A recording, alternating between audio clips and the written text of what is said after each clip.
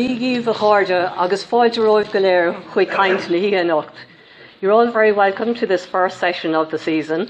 Over the next few months, we're going to look at quite a lot of different issues. We're looking at politics, at social history, at Irish Americans, and indeed castles. And we hope you'll find our programme a very stimulating one. And we're delighted to start off tonight with Professor Gary Murphy, who's Professor of Politics in the School of Law and Government at Dublin City University. He's also a member of the Royal Irish Academy. He has held visiting professorships at the University of North Carolina, Chapel Hill, and the University of Notre Dame. He regularly appears in the Irish print and broadcast media and is currently a columnist with the Irish edition of the Sunday Times. He has published extensively on the politics of modern Ireland, and among his books are In Search of the Promised Land, The Politics of Post-War Ireland, Electoral Competition in Ireland since 1897, The Politics of Triumph and Despair, and most recently Haughey, the best-selling biography of the former Fianna Fáil leader and Taoiseach. Professor Murphy is currently working on a biography of another Fianna Fáil leader and Taoiseach, Brian Cowan. His title for tonight, however, is Iron in the Soul, The Life of Charles J Haughey Reassessed. Murphy sees Haughey's presence as looming large over Irish political life and considers him arguably the most talented and influential politician of his generation. So now I'd like you all to welcome Professor Murphy, please.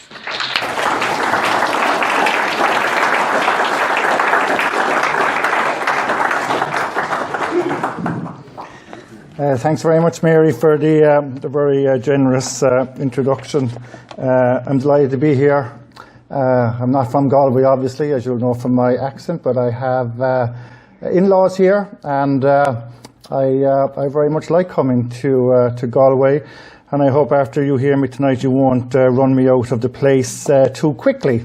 And just to predicate what I'm going to say over the next 45 minutes or so. You should never believe anything you either read or hear, I think, unless the evidence is incontrovertible. Here we have the American Embassy on Charles Haughey in July 1966. Once considered heir apparent to La Masse, he has lost some popularity. He may have reached his peak in the government and might be considering going back into private life. He is an accountancy firm and other business interests which give him ample means. Now, anybody who knew anything at all about Irish politics in 1966 would say this is complete baloney, which it is. Haughey didn't have ample means, although most people thought he did. In fact, he was £600,000 in debt at this stage, and he was only ever interested in politics, in power. And when I show this slide, I sometimes dread to think what current American diplomats are sending back to Washington about the state of Ireland, and we can only hope it's a little better than their counterparts in 1966.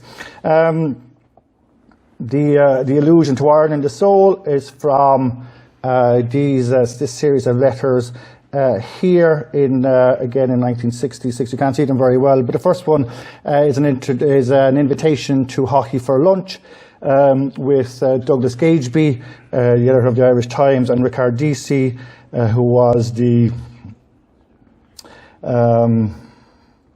chief, basically, of the National Farmers Association, and who Haughey had a tremendous run-in when Haughey was Minister for Agriculture during the famous strike, the farmers' strike of 1966, and Haughey replies, no, the iron has eaten too much into my soul.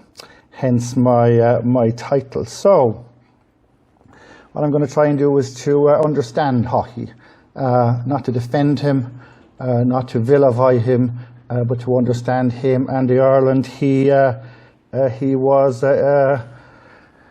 an instrumental, elemental part of for at least 3 decades during the 60s, 70s, 80s, and into the early 90s. But we might perhaps start at the arms trial. At 5:43 p.m. on Friday, October the 23rd, 1970, an immaculately dressed 45-year-old man, far better than I am dressed tonight, took his seat in the dock of courtroom number 1 in Dublin's forecourts to await his fate and discover his immediate future. As he settled himself, the foreman of the jury was asked by the clerk of the court to read out the verdict. Guilty meant jail and the ruination of a stellar political career and seemingly idyllic family life. Not guilty, well, enormous relief, still spelt an uncertain future. For the previous 17 days, the defendant had listened attentively to the proceedings in the criminal trial, which had shocked the nation, brought ignominy to him and his family, put his liberty on the line, and led to the greatest scandal in the half-century existence of the Irish state. 5 days earlier, in giving evidence in his own defence, the man in short clipped tone, suggesting a type of patrician hauteur, denied any wrongdoing and stated that all his actions were taken with the good of the state in mind.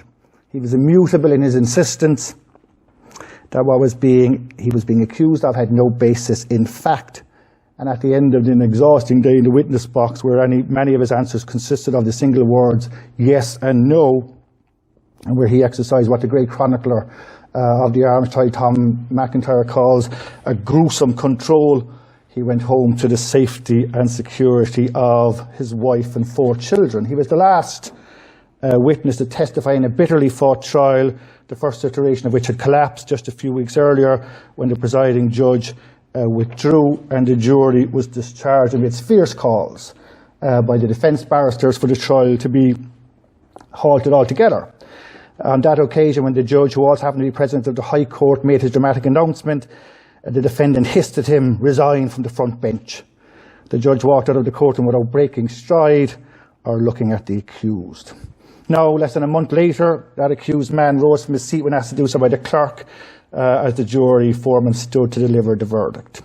The courtroom descended into silence as the foreman read out verdicts of not guilty on the charge of illegally importing arms into the state that faced the accused and his 3 co-defendants. As the packed courtroom erupted into cheers, journalists sprinted out the door to phone in their copy of the verdicts to the newsrooms. The defendant nodded at his family, supporters, and the presiding judge and gave a wry smile.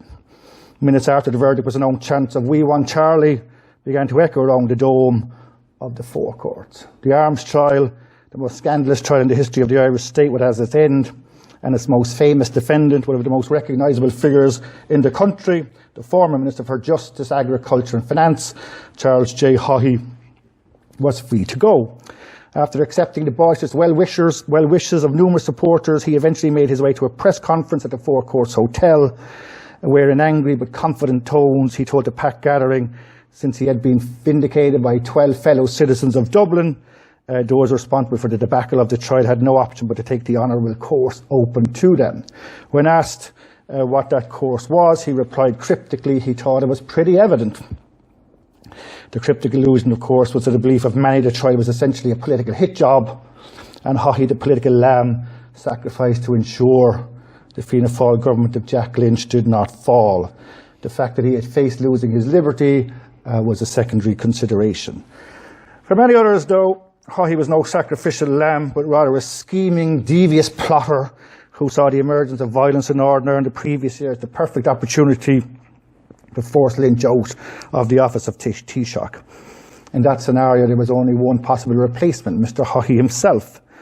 Moreover, in his efforts to replace Lynch, those who saw Haughey as properly charged and indeed guilty were of the view that by dint of his reckless decision to assist in the illegal importation of arms to be used by Republican terrorists in Northern Ireland, he had put the very stability of the Irish state at risk. To their mind, he was more malignant traitor than sacrificial lamb. And the arms trial, with its famous protagonist, political machinations, bitter recriminations, enthralled the public. Haughey went from being the political boy wonder, a minister at the age of 36 in 1961, to the disgraced betrayer of the state, as alleged by the prosecution in his trial less than a decade later. In that heady decade of the 1960s, become Minister for Justice in 61, Agriculture in 64, Finance in 66, and masterminded Fianna Fáil's triumphal election of 1969, which saw the party win an overall majority. Yet, less than a year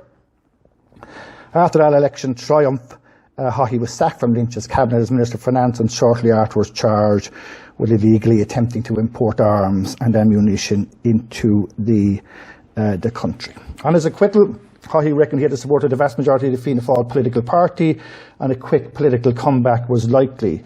If he reckoned this cryptic call for those responsible for the debacle would somehow force Lynch out of office, he was, not for the first time, sadly mistaken. He found himself rather in the political wilderness for the next half decade as the parliamentary party rallied around Lynch. Yet, less than a decade later, he was in the office of Taoiseach as leader of Fianna Fáil, which itself was split down the middle over his leadership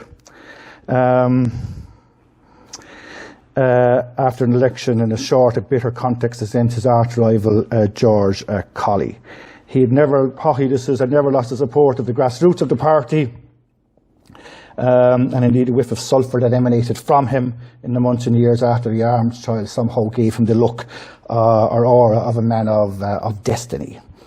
After his election as Taoiseach, Haughey was, I think, the dominant political figure of the 1980s, but both in and out of office, he was dogged by controversy from allegations of phone tapping, which Shane so eloquently described at a previous meeting of this society, to intimidation of political opponents. After his retirement, the scandal surrounding him became ever greater as revelations about a sexual affair and huge financial donations from private individuals emerged and ultimately ruined his reputation both in life and in death. And as Mary alluded to, I do think he was the most talented and influential politician of his generation. But I also think that the very roots of his success, his charisma, his intelligence, his ruthlessness, his secrecy, have rendered almost impossible any objective evaluation of his life and his work. Well, at least until that something came along, says he modestly. Instead, he has been caricatured as venal, shallow, one-dimensional, and accused of having little more than nauseating or overvaulting ambition to the exclusion of pretty much everything else. His purchase of a Gandon-designed mansion at Abbeyville on the north side of Dublin City as his home, and an island in Isfickelawn off the Kerry coast are viewed as symptomatic of a gauche, empty character obsessed with material things. Such as his stock, and was his stock, he could be accused of almost any misdeed, from subverting the state from within to behaving like some sort of Latin American dictator while Taoiseach. To some, he was a kept man who undermined and debased Irish democracy through a series of corrupt acts, committed in return for huge sums of money to support his lavish lifestyle. His supporters, of whom there are few, and I'm not one by the way, no matter what I say little about him. Yet the real Haughey, I would argue, is far more complex and nuanced. There's the Haughey who rises from poverty on the north side of Dublin to the Taoiseach's office. There's Haughey of the arms trial to the Haughey at the beginnings of the peace process. There's a Haughey whose reckless public spending nearly bankrupted the state at the beginning of the 1980s, and there's the Haughey who ruthlessly cut national expenditure just a few short laters in resurrecting the Irish economy after 1987. There's Haughey on the international stage, engulfed in controversy over the Argentinian invasion of the Falklands and the British military response, earning him the undying enmity of Margaret Thatcher. There's Haughey on the international stage as President of the EU Council of Ministers, at the heart of the debate about the reunification of Germany, and joining forces with Thatcher to rebuff further political integration in 1990. There's the defiant Haughey of the tribunal era, when in retirement an organ of the state poured over his finances and his private life. He was arrested for the second time at the age of 74 and charged with obstructing the work of that tribunal. And ultimately, there is the Haughey at the centre of Irish politics, whose legacy still, I think, casts a large shadow on the Irish state, of which he was in his infancy, which was in its infancy when he was born. He was born in Mayo on the 16th of September 1925. A house named Mountain View was Irish Free State Army property for use by his father, a man called Sean Haughey, sometimes known as Johnny. He lived there with his wife, Sarah Nee McWilliams, and their growing family. Cathal Haughey, as he was called throughout his childhood, and teenage years was their third child and their second son. They were both veterans of the War of Independence and the Civil War, born and raised literally next door to each other on two small farms in South Derry near Swatra. He had a rather peripatetic upbringing. They moved from Castlebar to Mullingar to Limerick to Dunshaughlin before ultimately landing in Belton Park, the working class area of Donnycarney on the north side, where their seventh and final child, Owen, who later became an oblate priest, was born. They moved there in 1933. Those experiences, I think, are important. I think they shape his whole life. His father was sick throughout his childhood, suffering from multiple sclerosis. Both he and his wife had terrible difficulty getting a pension, a Civil War pension or War of Independence pension. Sarah McWilliams' file is littered with attempts by the state to refuse her a pension on the grounds that she didn't do much except help the men in the trenches as a member of Cumann na mBan, to which one might answer in this day, well, yeah, well, if she didn't help them in the trenches, they would all have died. She's bringing them food and blankets and whatnot. But it's a sort of parsimonious view of the civil service, which still exists, I think. He witnessed his mother physically lift his father up and down the stairs until he and his brothers became old enough to do it themselves. They fed their father while their mother did the housework. She raised 7 children on an army pension, and he was inspired by her struggle. He wanted to leave school early, and she said no.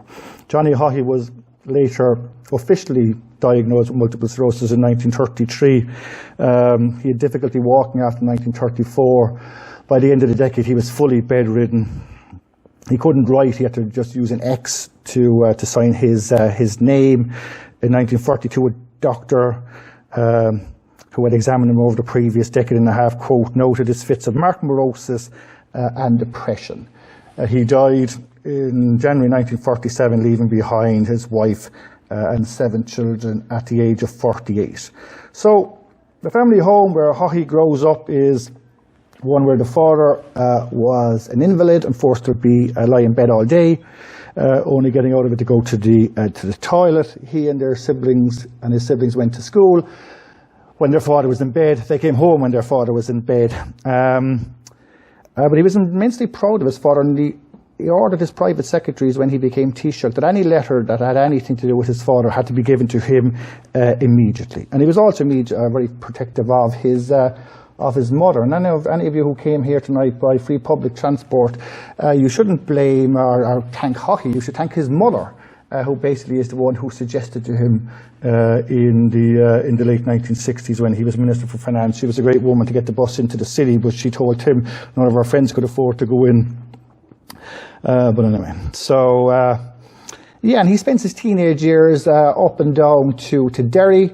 They would go up there for the summer. He and his brothers, they would play football, they would go to dances, they would go up on the train, mostly to give the mother, Sarah, a break. They were tremendously good Gaelic football players and hurlers. Haughey played minor hurling for Dublin. His brother Sean was a very good professional soccer player with Shelbourne for a little while, but they were also very gifted academically. In August 38, just a month shy of his 13th birthday, Cottle Haughey was placed first out of 500 in the Dublin Corporation Secondary School exam. His brother had placed second the previous year, so you can imagine the ribbing that went on in that house that day when Cottle was placed first. This enabled them to go to secondary school. No free secondary school education as we know them, but enabled them to go to the famous Joey's. Many of his friends didn't go to secondary school. It was a formative experience for his lifelong friendship with Harry Boland, was a classmate of George Colley. They were, of course, from hardcore Fianna Fáil families. Many in Fianna Fáil would later accuse Haughey, right up till he became a leader, as being a kind of an agent of Fine Gael. His father was a blue shirt, so-called. There was a large picture of Michael Collins in their house the first time Maureen Lemass went to visit the Haughey household when she and Charles Haughey were courting. She reported back to her father. There was a big picture of Collins in the house, and Sean Lemass being her father, of course, and he famously, gruffly replied, well, why wouldn't there be if he was a Collins man? He does spectacularly well in secondary school, and wins another scholarship to go to UCC, then in Earlsfort Terrace, where he did meet Maureen Lemass, who was in the same class, although they graduated at separate years. She missed a full year of schooling with TB. And the thing about Haughey, and which I'm going to try and get across, is there's all these myths and rumours. Famously, one is, of course, that he climbed to the top of Trinity College to tear down the flag of the Union Jack on VE Day and set it alight. That is categorically did not happen. There was a British flag burned off O'Connell Street, and it's certainly likely that he was involved in it. But he never climbed any steps. He never climbed any buildings in Trinity. There was certainly drink involved, lots of drink, I would suggest. But some people, including Gareth Fitzgerald, his great rival, suggested this was some sort of latent manifestation of support for the Nazis, which seems to me really not one, not two, but probably three leaps too far. It's a vigorous. Yeah, and Haughey clearly was a nationalist. He was very involved in the what were called Haughey's Fusiliers. He had a little troop in the FCA of people who would go off climbing up and down mountains and the like, and training. But no, I mean, he never did anything to quell the rumours, of course, which might say something about his nature.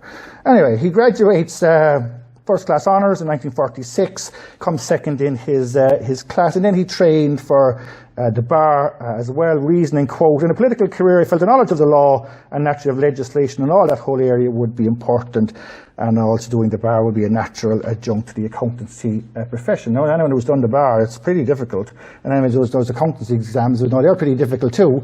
So the two of them together at the same time might tell us something about his drive.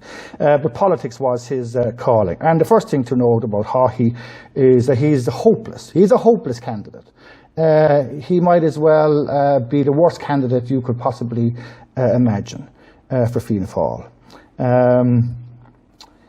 He gets under 3.5% in March 1951, running in Dublin North East. He marries Maureen Lemass 6 months later. Establishes an accountancy practice with Harry Boland. He really wants a seat. He runs again in 1954. He wins 4% of the vote. He suffered even greater ignominy the following year when he lost his seat on Dublin Corporation after he'd been incorporated onto it in 1953. Now, you need about the amount of votes of the people in this room, I would suspect, and not much more than that. So he couldn't even get elected to the council.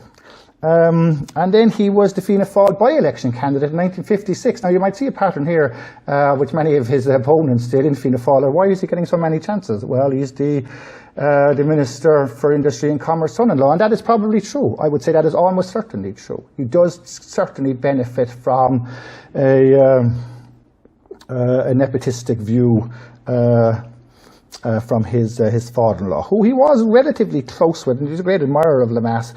He was close to Lemass, but the older they both got, they kind of drift apart a little bit. A lot of people have speculated this because Lemass knew he was like dodgy. I'm not so sure about that. But he does get the nomination to run again in 57. The 56 by-election is important because it gives him more name recognition, and he ultimately just gets over the line, takes the 4th or 5th seat. He would fight 10 more elections, and he would top the poll in every single one and get elected on the first count in every single one. And he would, as I argue, I think, dominate the Dáil Éireann over the course of the next 35 years. He told a correspondent, a good TD should be approachable at all times with a wide variety of tastes and interests and a great deal of energy and enthusiasm. A lot of people in Fianna Fáil treat him suspiciously. He tells them, oh, I'm really good at economics and I'm happy to defend the party and talk about the party. He's actually good on radio and television in the early years of RTE. In May 1960, Lemass elected his Taoiseach the following year, promotes him to the position of Parliamentary Private Secretary, famously telling him, quote, "As Taoiseach, it's my duty to offer you the post of Parliamentary Secretary, and as your father-in-law, I'm advising you not to take it." Like, again, there's all sorts of things read into this. I would suggest this is clearly said in jest. Lemass knew well Haughey was ambitious, but also able. And Lemass, of course, was of the generation who believed wives should support their husbands, so was unlikely to have any concern about his daughter's future as the wife of a politician. For Haughey, it allows him to make his mark on a larger scale. He wins 20% of the vote in the 1961 general election and is appointed Minister for Justice. He's immediately tasked with solving a bitter rank-and-file dispute with the Gardaí, which he solves with the help of the Archbishop of Dublin, John Charles McQuaid. An extraordinary achievement in justice. Legislation relating to the courts, legal aid, intoxicating liquor, the Gardaí, coroners, extradition, adoption, guardianship of infants, the death penalty, child offenders, and perhaps most famously, succession. These are letters to him from a judge who wrote to him after the very first case deriving from the Haughey Succession Act of 1965 was actually put finally over the line by Brian Lenihan, his successor, when he moved to agriculture. But this letter basically says, the provisions of the Act were imaginative and will, I feel sure, be a great benefit to the community. He was then promoted to Minister for Agriculture, was much more difficult tenure for him, constantly at war with the farming organisations. He was of the view that no matter what could be done, they'd never be happy. And I'm from the inner city, so I don't know very many farming people, so I will pass no more comment. Fianna Fáil, he thought, were being used as pawns in a power game between the National Farmers Association and the Department of Agriculture. It finally spills over in the famous Farming Association strike of October, when Rickard Deasy led farmers from Bantry in Cork, West Cork, to the Department of Agriculture. And along the way it was joined by a colossal number, 30,000 farmers. Fianna Fáil viewed the NFA as being rock solid Fine Gaelers on tractors, or, quote, in more colloquial language, denying frozen arses due to the inclement weather facing the protesters, 9 of whom would later be jailed. He refused to deal with them. The strike is ongoing. There are no negotiations to fix it. Haughey digs his heels in. Is ultimately solved when Lemass actually retires, as Taoiseach. His health deteriorated quite significantly, and when Jack Lynch beats George Colley, funnily enough, like, no one ever talks about George Colley's overarching ambition, even though Colley fought in 1966 leadership election and Haughey didn't. But maybe that's for Colley's biographer to think through. Haughey wanted to be Taoiseach, desperately wanted to be Taoiseach when Lemass stepped down, but he didn't have the vote, and he knew it. He supports Lynch, and although no friend of Haughey's, in fact, their relationship, obviously descends into chaos over the course of the next few years. Lynch appoints him Minister for Finance. He thinks Haughey too brash. Haughey at one stage in the 1960s had his own special PR man. Can you imagine it? He hired a PR agent to get him on the front of the newspapers. But he is Minister for Finance for 3.5 years, from November 66 to May 70. Responsible for some innovative scheme which remain on the statute book. State support for pensioners in the form of free electricity, telephone usage, the introduction of a tax-free scheme for artists. This is a letter from Eamon Andrews. This is your life fame to Haughey. A great buzz of comment over here. Whether it can be worked out without spilling a lot of blood over a lot of statues, I don't know, but the principle is such a refreshingly civilized one in this materialistic world of ours that it must be applauded, and I do so. His 1969 budget package, the most comprehensive social welfare package ever delivered in the history of the state up to then.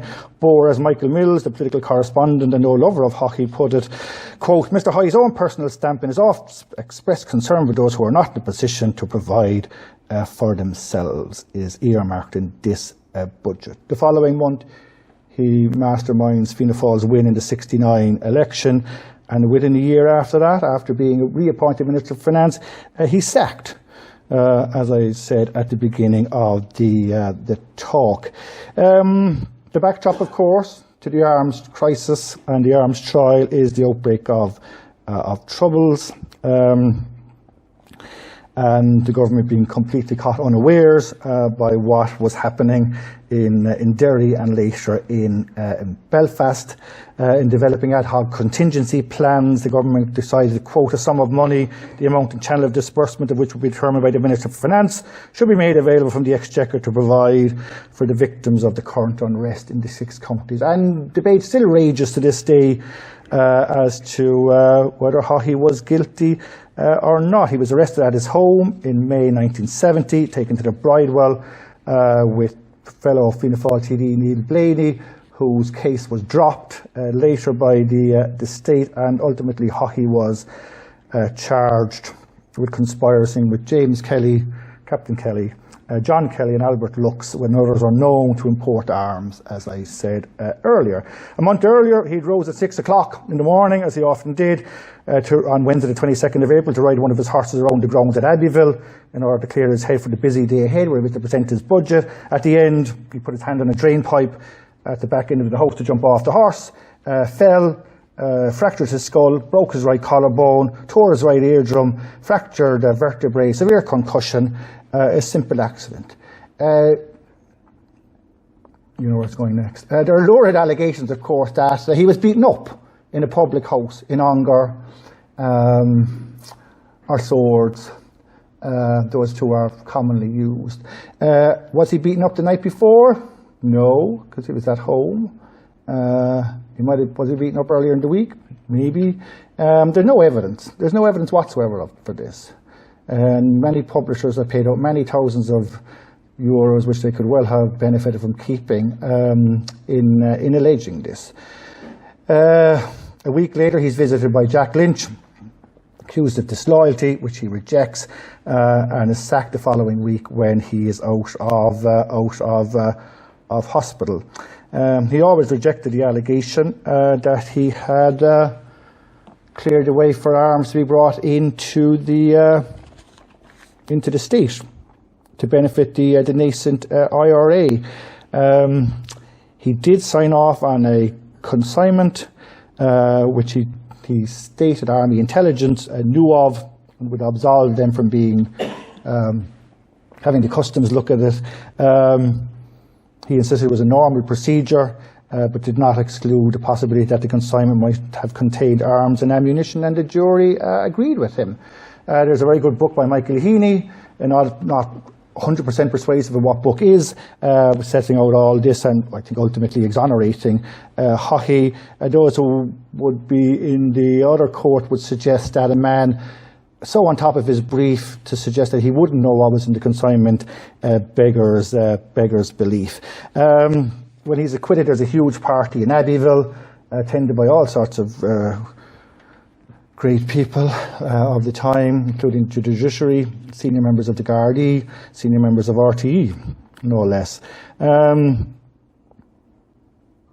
Fianna Fáil doesn't turn against Jack Lynch. It stays with Lynch. And Haughey is...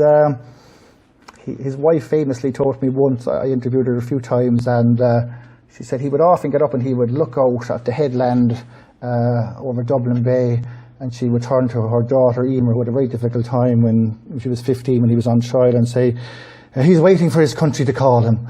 And she would reply saying, Christ, he could be waiting a bit. But as it turned out, he wasn't waiting that long, because it called him in 1979 after he had been brought back by Jack Lynch in 1977 to be Minister for Health. Health spending increases at an enormous rate. Haughey was a great man for spending money, as we know, both privately and publicly. health spending is doubled under his watch between 1977 and 1980. He wins a surprising win. My late father, who the first time I ever came across Haughey was in 1979 when I was 11. I come home from Sullivan's Quay Primary School to find my father. He was a relatively devout man, cursing at the telly. And I said, what the hell's going on here? My mother was very upset. He goes, oh, I can't believe Haughey had won the election. There was a common view across the state, but within Fianna Fáil, and certainly within the backbenches of Fianna Fáil, there was a lot of, and within Haughey himself was very convinced he would win. In fact, he thought he would get more votes than the 44-38 win he wins by. Later, as many people will know, he famously gives a press conference where he said he would leave the events of the arms crisis to historians, and that journalists should not assume he was a rich man when he was asked about his obvious wealth. But of course, he was hiding an uncomfortable truth, because at this stage he was in debt to the tune of 1.1 million Irish pounds. 4 days later, he's elected Taoiseach in a very heightened atmosphere in Dáil Éireann. Gareth Fitzgerald, early in his speech opposing Haughey's nomination, quote, says, Haughey presents himself here seeking to be invested office as the seventh in the line, but comes with a flawed pedigree. Furthermore, he insisted that this was not quite a slip of the tongue, but written at a very late hour, and that it was all to do with the fact that Haughey didn't have the support of the full Fianna Fáil party. He wouldn't have said the same about George Colley, let's say, had he won by 2 or 3 votes, for instance, and he'd have half the party against him. But to Fianna Fáil people, to Haughey, to his mother, in the VIP gallery, who had bought a lovely new hat for the day, it reeked of social snobbery. For 6 hours on that most auspicious of days, he had to listen, and she had to listen to attacks such as this one from Noel Brown, stating in his own nightmare, Haughey was a dreadful cross between Richard Nixon and the Portuguese dictator Antonio Salazar. While the leader of the Labour Party, Frank Cluskey, implored Fianna Fáil deputies not to vote for a man who they knew better than him, was totally unfit for the position. But Fianna Fáil stuck with their man, and he became Taoiseach. He goes on RT within a month, becoming Taoiseach, tells everyone we're living way beyond our means, and that he would have to cut public expenditure. In reality, he didn't cut much public expenditure, and borrowing kept growing in the early 1980s, and he was living by his own checkbook. He would buy things with his checkbook, and AIB would keep honouring his checks. They never called his bluff. They write him below, they summon him in, he wanders in with his solicitor, says I can be a very dangerous enemy to have, and the country's on the verge of bankruptcy, and he is bankrupt when he calls the election in June of 1981. Haughey is terrible at calling elections at the wrong time.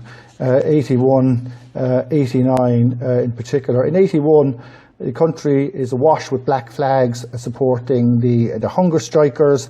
He wanted to go to the country in February, or announced in February for March, April. Then the desperate tragedy of the Stardust happened, which had a big effect on him because he knew lots of the people involved. He nearly goes to all of the funerals of the victims, and traumatized politically, I think, and also somewhat personally. June 81 was a terrible choice because of the hunger strikes. One of the first things he does is to reach out to Margaret Thatcher. They were of a similar age, both elected in 79, both had something of the outsider in them when it came to their own parties. He reckoned he could do business with her, and she was reportedly intrigued by him, although the British Embassy reported back to her he was, quote, no friend of ours, but perhaps not actively hostile, and one who keeps his cards very close to his chest. They meet in December 1980. He was impressed by her, what he saw as her sort of almost quasi-religious mission to transform Britain, something which he saw in himself. This is where he famously decides he would present her with a gift, despite being strongly advised against doing so on the grounds that gifts were for heads of state. And he might have been Taoiseach, but he wasn't the head of state. But he was having none of it. And one of his secretaries came up with the idea of a famous Georgian Dublin silver teapot and strainer. Haughey It was he who decided to have the inscription and the famous words of St. Francis of Assisi, which Thatcher quote on the night of her election in May of '79, where there is discord, may we bring harmony, something that certainly didn't happen under Thatcher in Britain. Whatever else one may think of her, it wasn't a very harmonious place. Of course, the quotation continues, where there is error, may we bring truth, where there is doubt, may we bring faith, and where there is despair, may we bring hope. And Haughey thought it very apt, because he was correctly of the view there could be no solution to the Northern Ireland problem unless she and the Tories were persuaded of it. He was also very clearly of the view nothing could be achieved in the short term, but he was very keen to make a big impression on her. They meet again later in December of 1980, which doesn't go as well. There's a big dispute about what they eventually agreed on. Haughey and Brian Lennon talk about unity within a decade and potential new institutional arrangements for Northern Ireland. Thatcher felt she had said no such thing, and it was a pretty straight down the line meeting which said, oh, we'll continue on. And their relationship goes rapidly downhill. He blames her for the hunger strikes, she blames him for Ireland calling for the end to sanctions after the Belgrano, when he is back in office in 1982. The reality is he only had himself to blame for losing the 1981 election, because he called it at the wrong time.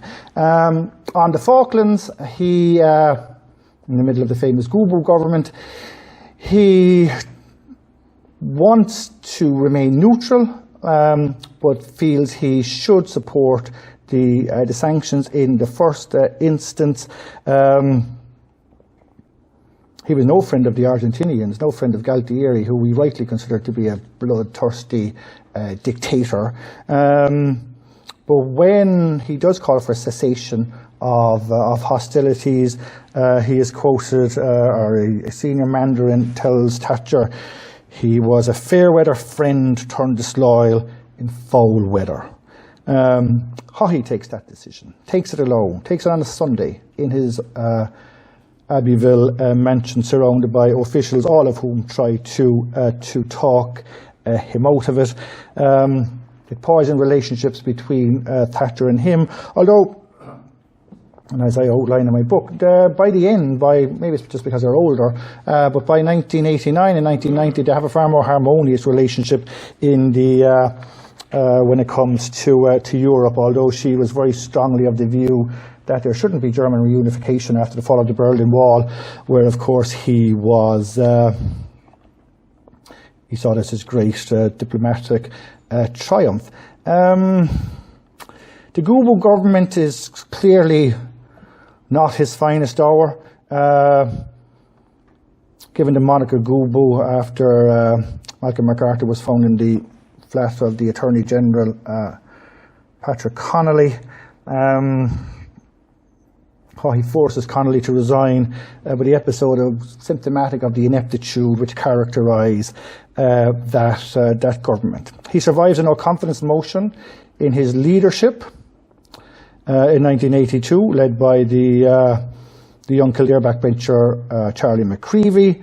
The government ends in November of that year when the Workers' Party's TDs pull out weary with austerity, basically. Fianna Fáil itself is weary. They lose 6 seats in November of 82, and Haughey is backed in opposition. He's rocked in early 1983 when the new Minister for Justice, Fine Gael's Michael Noonan, announces that the phones of 2 journalists, Bruce Arnold, and this is Bruce Arnold here, writing to Haughey in 1970. You might think Arnold hates Haughey, he does, but in 1970 he thought that he would be a terrible loss to Irish politics, and he'd hoped he'd come back.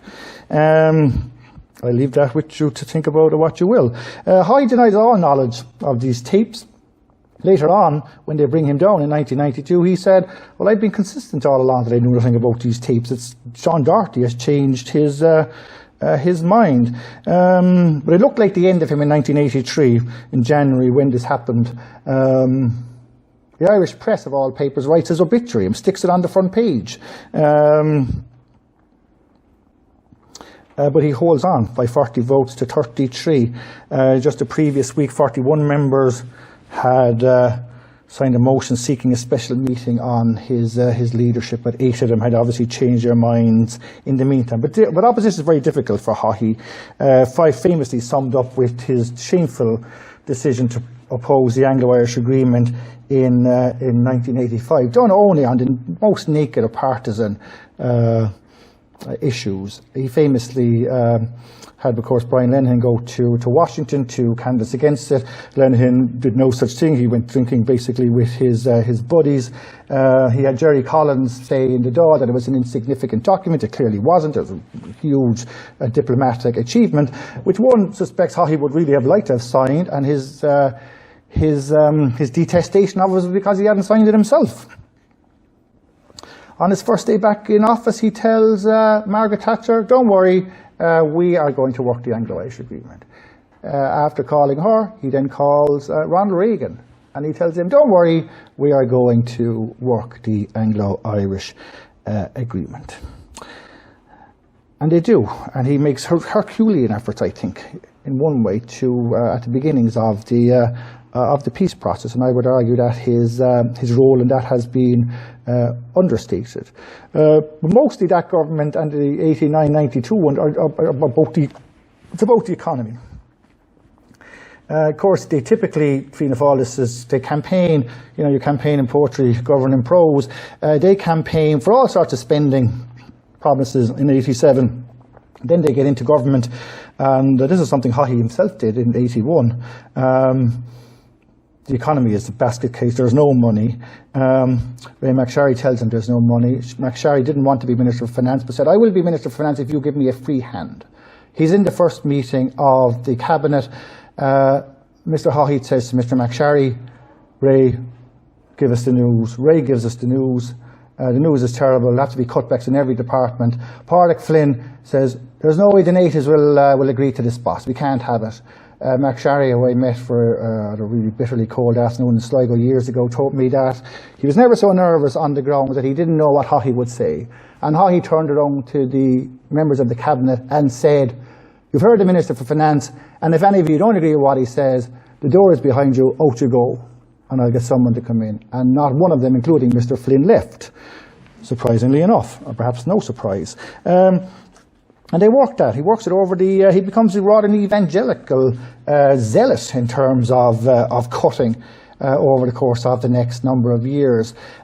Shamefully telling reporters that he didn't know the impact of the health cuts that these were having on ordinary citizens, which was a blatant lie, because he was being fed this back by his TDs. He commits another few minutes on, I promise. He commits another terrible blunder in 1989 when he calls yet another general election that he didn't need to. He was in Japan. He had met Emperor Hirohito. He was jet lagged. He went straight to the office. His government had lost a vote on support for haemophiliacs. It had lost 6 other votes. This wasn't a government falling matter, and he basically, I think, got delusions of grandeur that he was a bit Hirohito-esque himself, and he couldn't put up with it, and he called an election. And of course, needless to say, Fianna Fáil lose seats again. Then they go into government with the Progressive Democrats in a sleight of hand that Haughey said only I could have achieved it. But it ruined him in Fianna Fáil because people like Albert Reynolds, Brian Cowan and others who had been staunch Haugheyeites at one stage turned against him. It ensured he stayed in power, but it was the prelude to sacking Brian Lenihan as Minister for Minister for Defence and Taoiseach when he was the Fianna Fáil presidential candidate in an act of desperate hubris to stay on in power. The PDs are entirely not blameless, to use that's a double negative. Des O'Malley is very cryptic about it in his book, but he basically said, if you don't sack Lenihan, I'm going to pull down the government. Whereas in his book he says it was up to Haughey to do what he thought was right. I'll leave you with that. What happened then, just to conclude, he resigns as Taoiseach after the Sean Doherty allegations on the 11th of February, quoting Othello in the Dáil, "I have done the state some service." He settles into a life of active retirement. The money keeps coming in. Dermot Desmond famously told me, I gave Haughey £1 million and I would happily have given him $1 million more. He said this publicly on many an occasion. Others felt the same. His pastimes were sailing, horse racing, holidays in France and in Inishvicalan. He was diagnosed with prostate cancer in late 1994, but was told it would be manageable and he wouldn't need an operation. He was 5 years into a relatively happy retirement when in April of 97, both RT and the Irish Times named him as the politician to whom Ben Dunn had given over £1 million in a 4-year period from 87 to 91 when he was Taoiseach. The extraordinary double life he had been leading was about to be exposed in the starkest of terms. He was forced to give evidence to the McCracken Tribunal, which was investigating payments by Dunn to politicians in July of 1997. Those years between 1997 and between 97 and 99, but the years between 97 and 99 were his worst since the criminal trial, which I began with. He had originally lied to his legal team and the tribunal that he had received any payments at all from Dunn. But when documentary evidence from Dunn's solicitor, Noel Smith, emerged, he was forced to admit that he had essentially been living a lie. Ben Dunn's sister, Margaret Heffernan, showed up at his door one day, banged on it, demanded to see him, and said she wanted her £1 million back that he had got from her brother, which he had no right to give her. Haughey claimed he did not know what she was talking about, but he must have had a gnawing feeling inside that everything was about to go pear-shaped. And 4 years later it did. The McCracken Tribunal uncovered the fact that he had, for practically his whole political career, that his financial and tax affairs had been handled by his close friend Des Traynor, who we had appointed as an accountant to Haughey Boland a number of decades before. He handled the so-called Ansbacher accounts, a complex and extensive tax avoiding scheme from which Haughey himself benefited in spades, basically. McCracken has castigated Haughey's evidence as unacceptable and untrue, citing 11 instances in which the former Taoiseach's evidence was, quote, not believable, quite unbelievable, most unlikely, beyond all credibility, and incomprehensible. He said he could not believe Haughey was not aware of the monies kept for him by Traynor in Ansbacher, or the implications of the money he had received from Dunn. But McCracken could find no evidence that Dunn had sought or Haughey had offered political favours. It didn't matter. Haughey's reputation was basically ruined, and concerned that his attitude to the tribunal could have amounted to a criminal offence, McCracken sent his report to the Director of Public Prosecutions with a view to seeing if Haughey should be prosecuted for obstructing its work. For the second time in his life, he is arrested and charges were brought against him in October of 1999.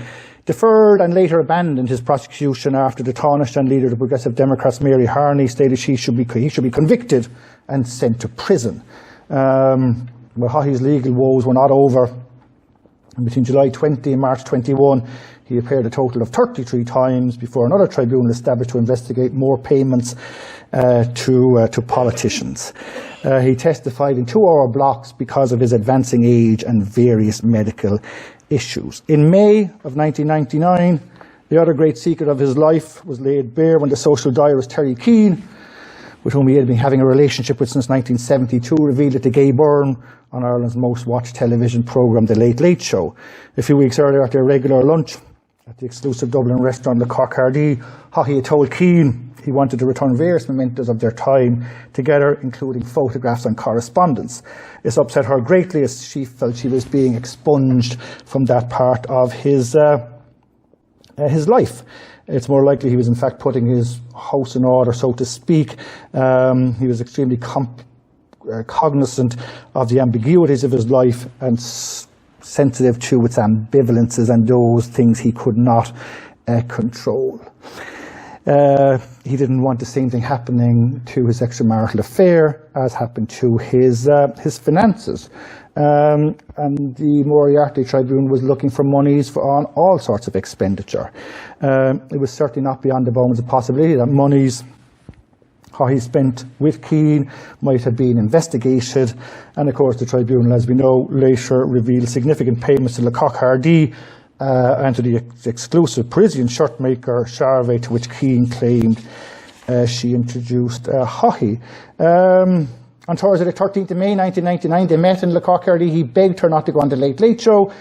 She refused. She told Gay Byrne he knows I'm here and he's happy I'm here. He was not. He was very unhappy about it. His solicitor, Ivor Fitzpatrick, who died only a couple of months back, told me that he was with Haughey all that day and that he literally said, don't do it. He acts shamefully. He goes to dinner with Maureen on the night in Malahide without telling her. She's told later on by her daughter, but she remains steadfastly loyal to him over the remaining 7 years of his life. I met her once, and twice, excuse me, and she famously told me, "Oh, Professor Murphy, you might be from Cork, but Jack Lynch was a weak man." That was her view on the arms trial. His final years are spent in Abbeville as Haughey's health worsens, and she supports him. He dies age 80.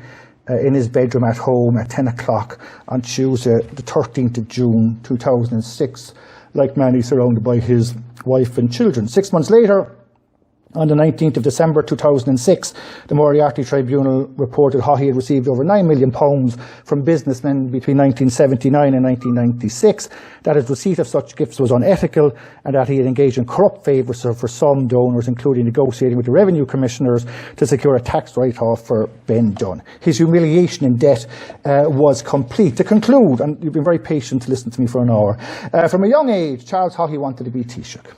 After spending most of his adult life trying to achieve this goal, he was strangely hamstrung in the office, particularly during his first 2 terms. He was essentially a lonely man, with few real friends in politics, and he trusted almost no one. Politics was his life, but from the time of his arrest in May 1970, he developed a siege mentality about his public life. Although a decisive, charismatic and naturally dominant personality, he was unable to assert authority in a party that was deeply divided, mostly over him. He was constantly on the lookout for enemies who we believe were trying to take him down. It wasn't until after 1987, in his 3rd term, that he finally had a united party behind him, but that frayed quite dramatically in the aftermath of the coalition with the Progressive Democrats. Despite his achievements in office, Haughey's legacy is that of a tarnished politician whose name has become a byword for corruption, venality and profligacy. The truth, I think, is more complex. There were many Charles Haughey. Ultimately, though, he was a master compartmentalizer who, Icarus-like, soared too close to the sun and burned himself in a hubristic flight of fancy. Thank you very much.